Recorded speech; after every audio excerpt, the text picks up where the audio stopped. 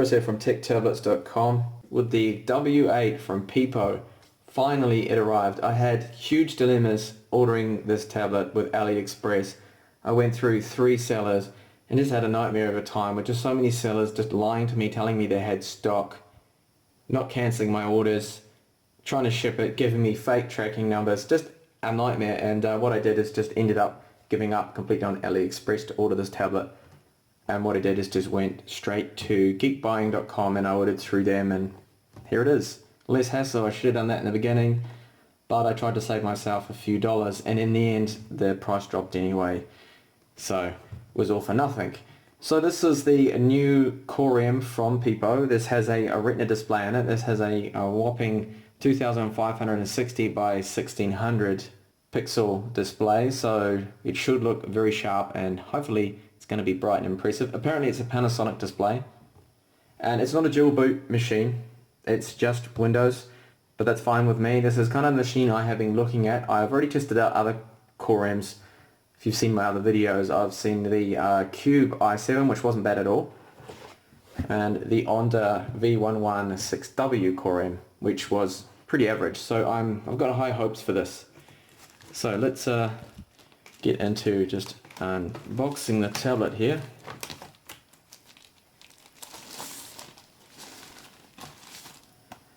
So there it is. It looks very similar, I can see already, to the PiPo W3, the W3F, and that is, of course, it's the same with 10.1 inches. We have a docking connector on the bottom there that I can see. I will test out some keyboards on that shortly if they're going to work on it. And I'll just go around the tablet now and have a look. So we have obviously the front Windows home button right there. We have a 2 megapixel front facing camera. This will be an ambient light sensor or possibly status LED right there. And on this side we have the micro USB 3 port. Let's get the camera focus there. So micro USB 3 port that is hopefully going to be running at full USB 3 speeds. I will test that out. We have, this would be a microphone, not a status LED, that's up here. Micro SD card slot. Then we have a micro USB port there, and micro HDMI. So micro everything. Everything's micro, and I'm getting myself tongue-tied. And then we do have a DC jack right here to power the tablet. And this is the power on button here, and volume up and down a rocker. Now if we have a look at the top, we have a top facing speaker on the left, and on the right we have the same. On the back of the device, a 5 megapixel rear facing camera, and the weight of it feels reasonably heavy. I will just weigh that soon on the scales in just a minute. And it does have this matte backing on it with the metal, so it's kind of like a matte coating on the metal here that's on the back of the actual tablet. Sorry, the old camera's just getting out of focus there. So far it doesn't seem too bad. The overall thickness there looks a little thick. I will just check with my gauge here and check that out and see exactly how thick the tablet is. So it's coming in just over 10 millimeters there. So, you know, it's not the thinnest device, but that's not too bad when you consider things like the Surface 3 is the same kind of thickness more or less. Alright, so I will power it on, and hopefully there's battery in there to boot it up. Ah, there's a status LED has just come up here on the left, so there's a good sign there. Hopefully it's going to be working.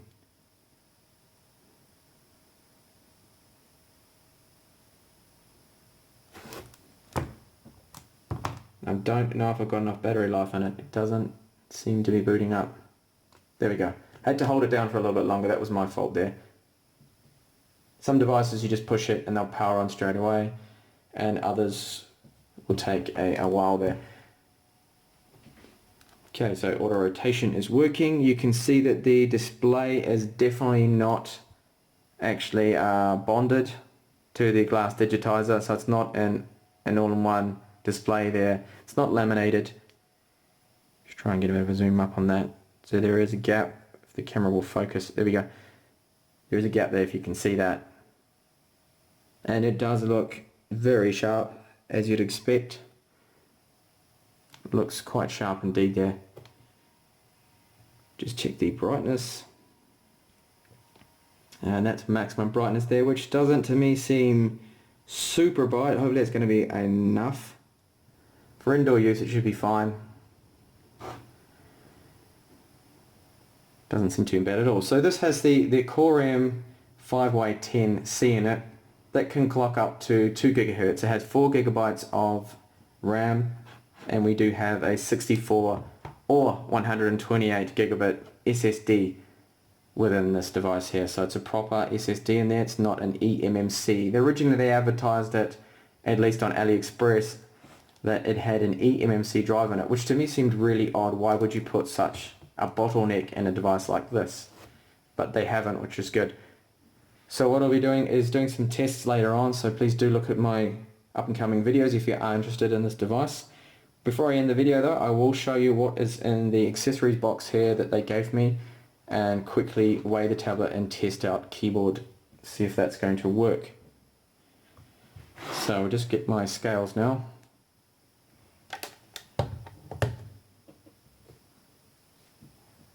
Alright, so let's just see how heavy it really is. So 707 grams. So, you know, it's not the lightest. That's around about the weight of, I think, the Dell Venue 11 Pro. Just not too bad there. And now I'll just quickly show the accessory box that it came with. They didn't have space to put anything else really in the box. There's nothing else in here. That's just a quick warranty card. And it's blank underneath. So nothing else is in there. So what they do is, just like the PiPo W3 and the W3F, they include this little gift box, which is a funny way to word it. It's not a gift box at all. That's your accessories. That'll be our charger. They have opened that up to include a adapter there for me. So that's US to Euro. And we have, of course, the power supply right here. Seems to be quite a big one, with a 2.5 that looks to me like a 2.5. I'd say it definitely is. Yeah, the same power, actually it's the same power plug that the PiPo W3 has. So it's a 2.5 millimeter plug, and this is rated to, where is it, 12 volts 3 amps. So hopefully that will charge quite quickly. There's a 10,000 milliamp battery, the PiPo W8, so should be good for about 6, hopefully 7 hours. I will, of course, test that and go through a lot of different benchmarks with various other hands-on videos. And important here too that we have a quick user guide here that they've given me, which is good there. That is in English, but why it has a little Android man there, I do not know. There is no Android on this tablet. And we do have the all-important micro USB 3 to full-size USB 3 adapter there. And they have given me a micro USB 2 to micro USB to full-size USB adapter there as well. So we can run 2 USB ports on there. I will benchmark those and post the results of that also in another video once I just get myself set up on the system there.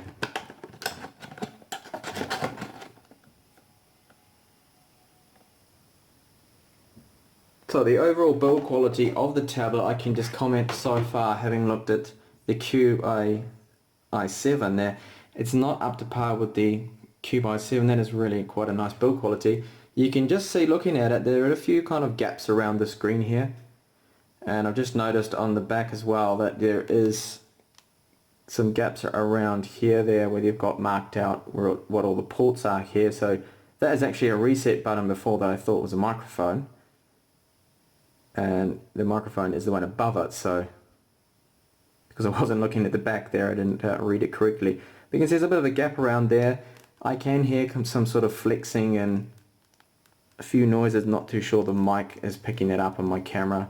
So It's a little bit less than, definitely than what the Cube i7 is like there.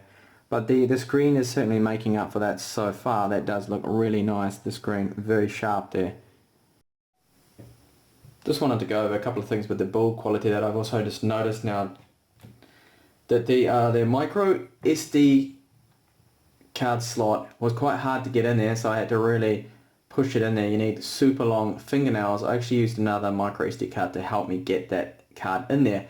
But it didn't really line up properly, like the alignment of the ports seemed to be slightly off with the build quality. And I noticed just getting in this micro USB to full-size USB port there was a little bit difficult there, and that was the same happened with the USB 3 port here. The micro USB to USB 3 does work. It does work at USB 3 speeds, which is great, because the Cube i7, it didn't work properly. It only worked at USB 2 speeds. So that is full USB 3, which is great. But getting that in there was actually, I mean, it's so hard to get it in there. It feels almost like I'm going to break something. It's just really difficult to get in there for some reason. And if you have a look, the way the ports are, it's not really lined up perfectly. It's just off-centered a little bit. So that's not really good there in terms of build quality. And can you hear that? There's a lot of sort of movement around the actual body of the tablet. And I just noticed too that these edges just around here, this part right here, it's actually quite sharp too a little bit. I'd expect more. I do expect more from an almost 500 US tablet with a Core M in it. Something that's high end. You know, there's a real sharp lip here just around the outside. So that's not very good too. And the other thing I just noticed is I do have, if I can get a bit of a white screen up here, I can show you that I have dust under the screen. That's just not cool, not good. Where is it? Where's the mark? It's just here. That's actually under the screen. Hopefully that's coming out in the video.